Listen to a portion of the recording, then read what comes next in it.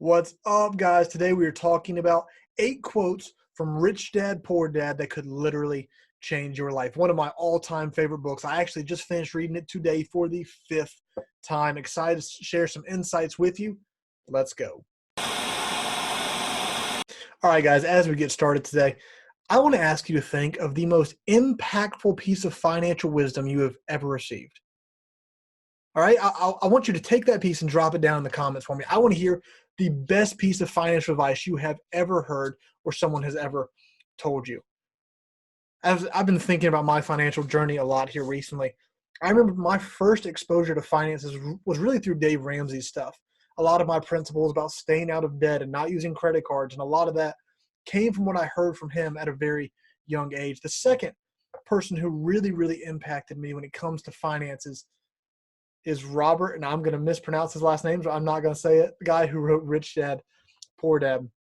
I read this book when I was a sophomore in college, and the fact that I've read it 5 times should show you how impactful it's been on me. I had a season of life where I was listening to podcasts and videos about real estate almost every single day, and every single one, maybe 1 or 2 exceptions, but almost without exception, every one of them identified Rich Dad, Poor Dad as one of the most impactful books they ever read when it came to finances.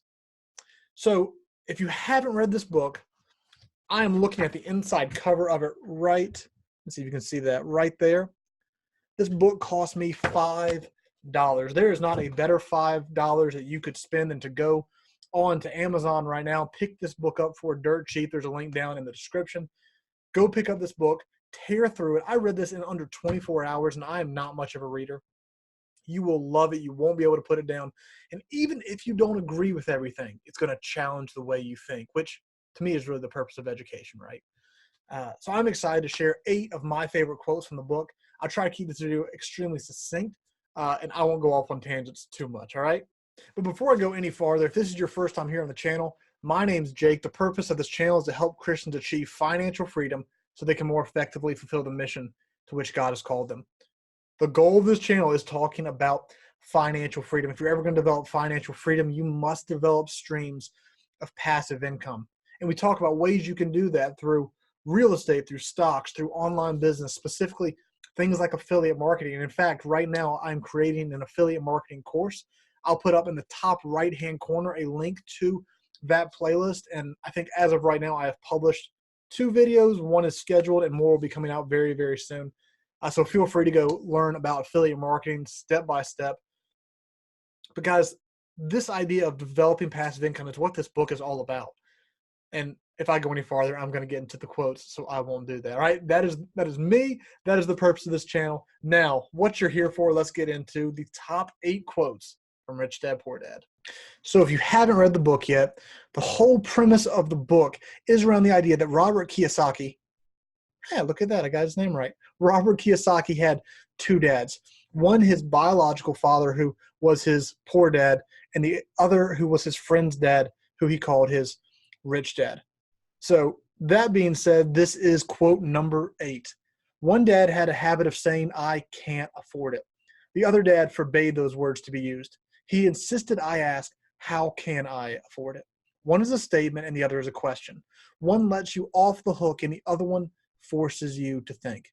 How many times have you either said or heard someone say, "I can't afford it"?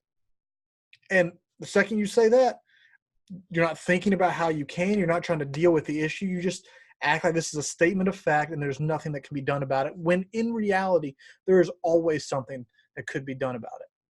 You could take a second job. You could save money here. You could sell some things here. You could make money online. You could go, there were so many options you could do. You could develop streams of passive income so you don't have to deal with these issues. One forces you to think and one closes off your mind. Do you ask the question, "How can I afford it?" Or do you close your mind off by saying, "I can't afford that"? That's quote number 8. Quote number 7, winners are not afraid of losing, but losers are. Failure is a part of the process of success. People who avoid failure also avoid success. There's no doubt when it comes to investing, whether it's in stocks, whether it's in real estate, any form of investing, one of the things that keeps people from investing is fear.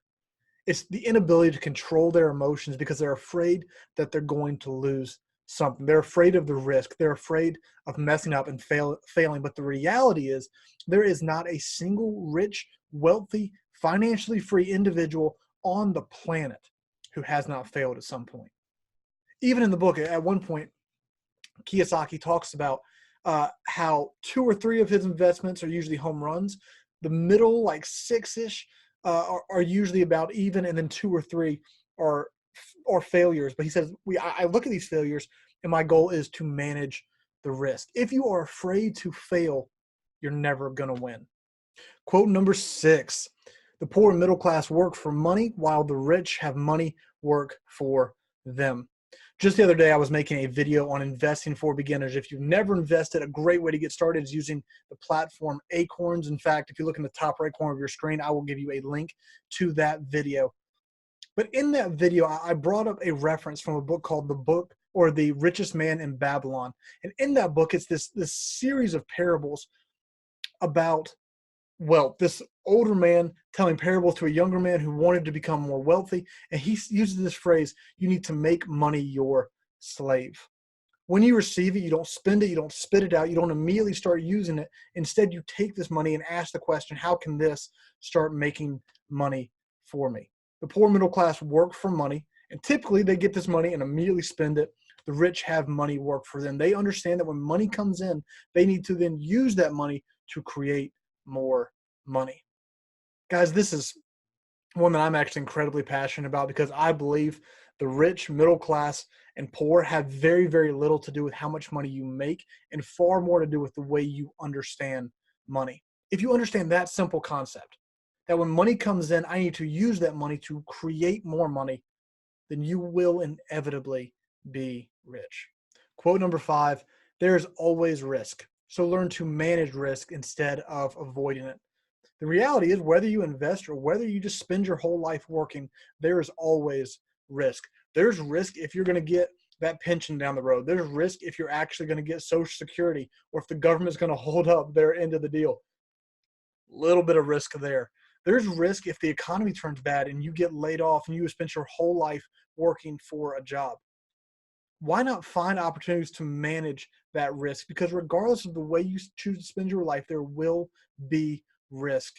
And yet there is no greater reward than investing your money. And that brings us to number 4. The philosophy of the rich and the poor is this: the rich invest their money and then spend what is left. The poor spend their money and invest what is left. Which comes first? When you get your money, you say, I've got this bill, I've got this, and I've got to pay all these things. Because if that's what you do, you probably get to the end of the month and realize you don't have anything left to invest. What the rich do is they invest their money first and then spread their money out. One of the greatest concepts, I mentioned earlier that the first influencer on my financial literacy was Dave Ramsey, and I'll probably do videos about this in the future. But I don't necessarily agree with all his stuff about credit cards. I don't agree with some of his stuff regarding credit and some of. But what I absolutely agree with him on is the importance of budgeting, the importance of knowing where your money is going to go before you even receive it. Now, I'm not putting mine in envelopes, but the importance of budgeting. Because if I know before my money gets to me how much of it is going into investing, I'm not worried. I know ahead of time. The philosophy of the poor and the rich is this: the rich invest first, spend after. The poor spend first and invest what is left. I'm going to try not to rant on this one, but this brings us to number 3. If you realize that you are the problem, then you can change yourself. You can learn something and grow wiser. Don't blame other people for your problems. Guys, this is something that I'm so incredibly passionate about, because how often do you see someone blaming everyone else for what is going on in their life when really all they need to do is look in the mirror? I remember years ago, I sat in this thing called men's fraternity. They were talking about aspects of a biblical man and what that should look like. One of the most important ones that I have carried with me ever since high school is that a real man takes responsibility for his actions. The reality is, when you look at most people who are rich in our country, the majority of them aren't brilliant. The majority of them weren't the smartest kid in school. The majority weren't the valedictorian. The majority of them Just study the right stuff. The amount of knowledge that is fully available to you. There is a $5 book that would change your perspective on financial literacy, but most of you won't buy it. There is more free information about how to get rich on YouTube than you could ever consume, and yet most people won't take the time to study subjects that are pretty important that could lead to absolute financial freedom in your life. So I was blown away the other day. I put this post on my Instagram story. I asked the question, do you think it is possible to make money online? One answer was definitely, and the other was no, it's all a scam. I was blown away by the individuals who said, no, it's a scam. Not because it surprised me that people think it's a scam. I fully understand that. But some of the people who said it were incredibly intelligent people, like really, really studious, really smart, good thinkers. And yet they don't realize that that more millionaires are being born through online means than ever before in the history of our country. It is crazy the lack of knowledge, and there is more knowledge that is accessible to us than ever before. Think about some of the richest people. Think about a guy like Grant Cardone. Now, if you've ever watched this guy, it's incredible what he's done. I mean, he is phenomenal at what he does, but he's really like, I'm not hating on the guy at all because I actually really like Grant's stuff, but he's not all that smart. Like, if you listen to him very long, he says stuff that doesn't make any sense. He's not really that literate. But he has mastered this one subject, and he is rich. He is beyond free because of his mastery of that one subject. The knowledge is fully available, and yet what most people want to do is say, the rich shouldn't be getting what they're getting. This person shouldn't be succeeding the way they are, when they have absolutely the same opportunity that everyone else does. If you have an internet connection, you have the opportunity to be fully financially free, to educate yourself and then take action. Down to the top two. Number two, most people fail to realize in life it's not how much money you make, it's how much money you keep. It's not how much money you spend, it's how much money you save. Now, I am incredibly thankful for this one because I realized in high school, and I realized that I was called to the ministry, that I was never going to be in a highly lucrative industry, that I was not going to be making a lot of money as a pastor or a youth pastor, discipleship or associate pastor, whatever it might be. In fact, I'm glad that I'm not making a lot of income because then I would have another issue. Not the point. I knew that that was never going to be the reality for me, but this is, I have found to be beyond true. It's not about how much money you make, it's about how much you keep. It's blown me away to have good friends who make two, three, a couple, even four times how much money I make, and yet I am by far more free than they are. Because they blow their money, because they look at people around them and they see what those people have, and they try to live their life to a standard that doesn't match their income. They put themselves into debt. They bury themselves farther and farther and farther, and they won't put down the shovel. Uh, they aren't wise with their money. They don't invest their money. And over the long term, they're going to regret it. It's one of the most amazing things that you can be financially literate, not bring in a lot of money, but create financial freedom for yourself. It just takes the right education. Drum roll, please, for number one. Number one, you must know the difference between an asset and a liability and buy assets. If you want to be rich, this is something you need to know. An asset is something that puts money in your pocket. A liability is something that takes money out of your pocket. One of the things that he hits that a lot of people want to disagree on, but it is absolutely worth engaging with, is that he says that your house, that buying a home, is actually a liability and not an asset. Think of the definition he gave right here. An asset is something that puts money in your pocket, while a liability is something that takes money out of your pocket. Now, we know that over the course of time, that appreciation gives 3%, I believe it is, maybe just over, but I believe it's about 3% on homes. But mortgage rates are about 4-ish percent, plus the cost of all the other expenses like property tax. You've got your mortgage, you've got your property tax, you've got all the things that break down in a house. So he says that a liability, that your house is a liability because it's costing you money and not bringing money in. And on top of that, you have money tied up that you could be investing in other places. One of my favorite parts of the book is actually engaging with this concept. Why do I buy a house? Is this really what I want, or is this just the dream that's been sold to me? Because here's an interesting concept. Most people, even when they buy a house, never actually own their house. because they take a 30-year mortgage. And within that 30 years, they upgrade to a new house. And when you have a mortgage, you don't own your house, the bank owns it. So they spend their entire life with this idea of owning their house, but the majority never even own it. They're just living in a rented property that the bank owns.